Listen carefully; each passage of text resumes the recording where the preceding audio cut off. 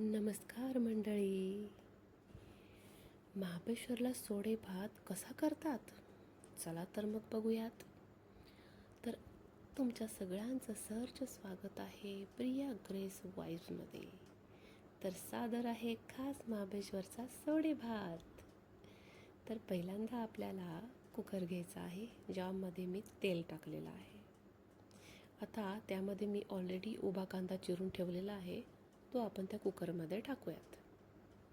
आता तो कुकरमध्ये टाकला की तो छान असा परतून घ्यायचा आहे. तुम्हाला तर माहिती आहे की समजा नॉनव्हेज बनवायचं असेल किंवा मी आता सोडे भात बनवते आहे, तर त्यासाठी उभा कांदा असा छान लालसर भाजून घेतला तर नॉनव्हेज खूप छान होतं. तर मी सोडे भातमध्ये मसाला वगैरे काही टाकणार नाही आहे, पण कांदा भरपूर टाकलेला आहे. साधारण मोठे मोठे 2-3 कांदे मी घेतलेले आहेत, जे मी आता तुमच्यासमोर छान असे परतत आहे. आणि ते लालसर झाले की मग आपल्याला पुढची प्रोसिजर स्टार्ट करायची आहे. थोडा वेळ जाईल, पण कांदा महत्त्वाचा आहे. कांदा जर तुम्ही कच्चा काढला तर तुमचा सोडे भात छान लागणार नाही. तुम्ही बघू शकता. आता मी त्याच्यामध्ये हळद टाकणार आहे. हळद टाकली की जरा कांदा परतायला फास्ट मदत होते. तर प्रॉब्लेम माझा असा झाला की मी कांदा उभा चिरला आणि तुम्हाला तर माहिती आहे मला कांदा बारीक लागतो जरा, पण हा मूर्ख कांदा डबल निघाला. आता डबल निघाल्यामुळं हे असं मध्ये मला उलटण्याने जरा ते फोड करावे लागलेत. थोडासा मोठा मोठा चिरला गेला आहे, त्यामुळं मला थोडा राग आला या कांद्याचा. बट एनिवेज आपण पुढच्या प्रोसिजरकडे वळूयात. आता कांदा आपला छान लालसर परतत आलेला आहे. आता आपण त्यामध्ये टाकणार आहोत सगळ्यात महत्त्वाचं म्हणजे सोडे. हे जे मी आहेत टाकलेले ते आदल्या दिवशी भिजत टाकले होते, कारण भातात 4-3 शिट्ट्या केल्या तर त्यामध्ये सोडे थोडेफार कच्चे राहतात, चावून खावे लागतात. त्यामुळं जर करायचं असेल भात तर तुम्हाला आदल्या दिवशी तुम्ही सोडे भिजत टाका आणि मग असे छान कांद्यामध्ये परतले 4 शिट्ट्या दिले की आपलं काम सोपं होतं. आता हे मी माझे मसाले टाकलेत. मिरची पावडर, शाही बिर्याणी आणि आपला कांदा लसूण मसाला, मीठ, असं सगळं एकत्र एकजीव करायचं आहे मस्तपैकी. बघू शकता तुम्ही किती छान मसाला झालेला आहे. आता पुढची प्रोसिजर आपली असेल तांदूळच्या आधी आपल्याला मीठ टाकायचं आहे. हे जर विसरलं तर भात चवीला अजिबात चांगला लागणार नाही. आता मीठ चांगलं परतून घेतलं आहे, आपण त्याच्यामध्ये एकजीव केलं आहे. आता आपण आपले भिजवलेले तांदूळ घेऊयात, जे मी 2 वाट्या घेतलेल्या आहेत. पाणी पूर्ण काढून घ्यायचं भिजवल्यावरती, म्हणजे छान असा कोरडा तांदूळ आपल्याला भेटतो. आता मी यामध्ये टाकलेला आहे. आता तो मी एकजीव करून घेते पहिला, मग पाणी टाकते.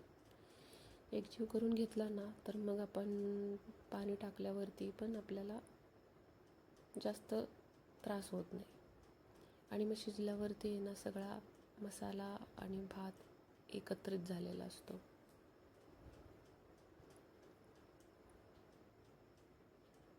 ही आमची महाबळेश्वरची पद्धत आहे.